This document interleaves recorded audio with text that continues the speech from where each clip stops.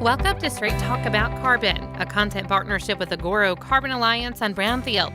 We're wrapping up our series of carbon conversations here at the 2022 Commodity Classic in New Orleans. I'm your host, Meghan Grebner. Today we're continuing our conversation about the carbon space. With us from Commodity Classic here in New Orleans is Mark Warner. Mark, you're from Ohio. Before we get started today, why don't you tell folks a little bit about your background? So I've worked in the ag industry for about 10 years now. I've got an ag degree from Ohio State and also farm a little bit with my brother-in-law on the side, as well as work in the industry. My journey into the carbon space, actually, I like to note that I kind of got into the space more for the agronomics than per se my knowledge of the carbon market. I really didn't know more than the major details of the carbon markets when I started this, but I was drawn to it for the agronomics, being no-till and cover crops and soil health. So it's really been a journey for me walking into this job in this space, and it's been fascinating kind of what I've learned and what I've discovered about the carbon space and just how bright the future is in the space. Mark, and that's a really great segue to what we're going to dig deeper into this week. But first, let's start as we look at the carbon market and we talk about carbon credits.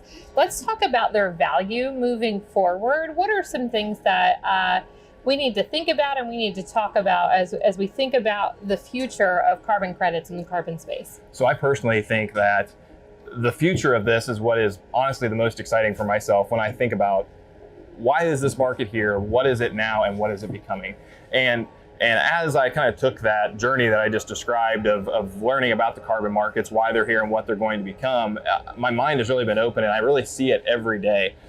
For example, a couple weeks ago, we're watching the Super Bowl, right? And we have these commercials that are airing, and these companies are putting out there, hey, we're going to be carbon neutral by this date, by this year. Auto manufacturers are saying we're going to obtain this by buying offsets or going all electric. And that's what's exciting. You look across the marketplace, and there's a multitude of large corporations that are saying, look, we are going to be net zero. And there's two ways they're going to do that. They're going to become more efficient in their practices and cut down their emissions, or they're going to buy carbon credits. The latter being really the only way that they're going to be able to achieve that with how the technology stands today with our renewable energy. So personally, I really feel the future is very bright. There's a huge demand for these credits, rather, with the companies that are coming forward and saying, this is what we need to buy to offset our emissions. And to be honest, there is not nearly enough supply to meet those needs as they sit today. So as far as pricing and value of the credit to the grower, I think there's nowhere for that to go but up.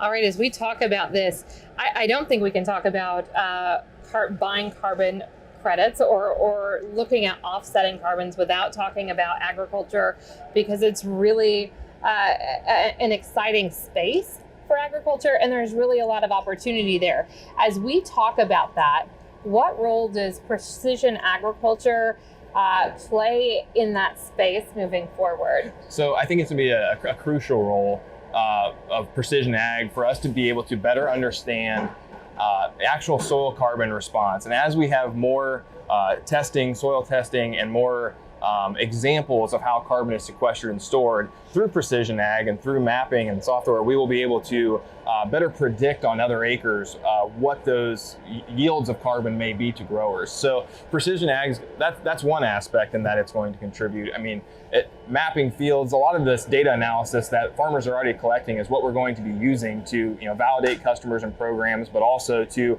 track our processes through these programs. So it's a perfect way for these two industries to kind of work together. Precision ag is going to let us better lay out, better gain this data that we are going to use to validate our credits.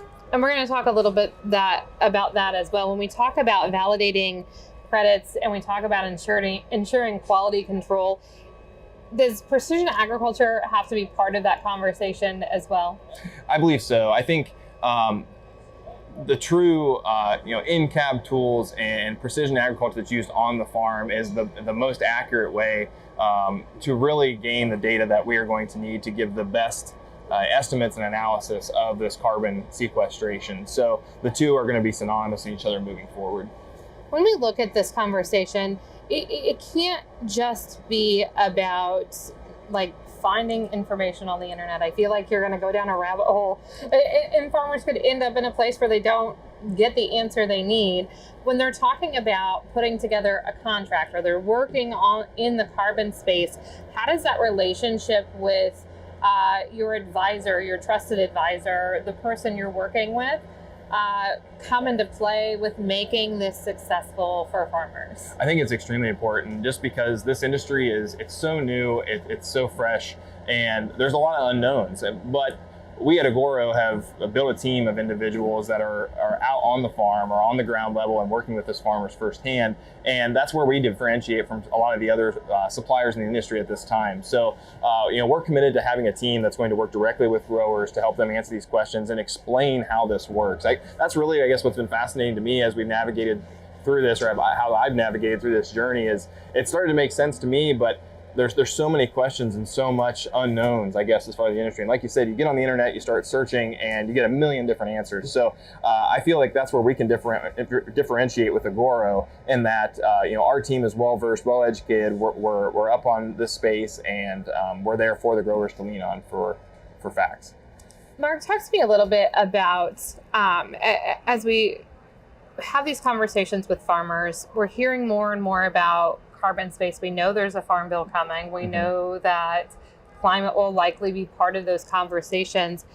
Does this provide farmers another tool? And how does precision agriculture maybe help open those doors, because they're very familiar with the precision ag tools that they use on their farm, but to open that door into understanding the carbon space, or maybe being a little bit more into getting into the carbon space? I think it definitely simplifies the process. So, I mean, the data gathering aspect of getting into a program can be somewhat cumbersome, or just finicky to want to collect. And if a grower is using that information and has, field maps from in-cab tools, things of that sort, it's going to be much easier for him to just pull that data, and say, here, this is what I've been doing, this is how I do things, but also into the future. I think and maybe these tools don't necessarily exactly exist today, but I think as we start getting more growers in contract and working with them, we're going to develop tools and have ways for them to implement gathering their data on the fly,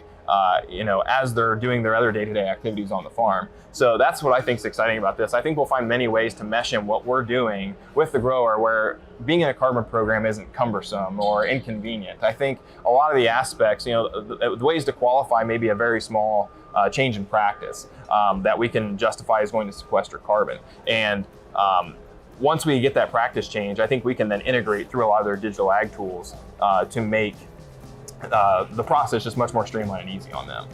Mark, anything else? I appreciate the time, and thanks for having me. Thank you. For more information, visit www.agorocarbonalliance.com. I'm Meghan Grebner with Straight Talk About Carbon, a content partnership with Agoro Carbon Alliance on Brownfield.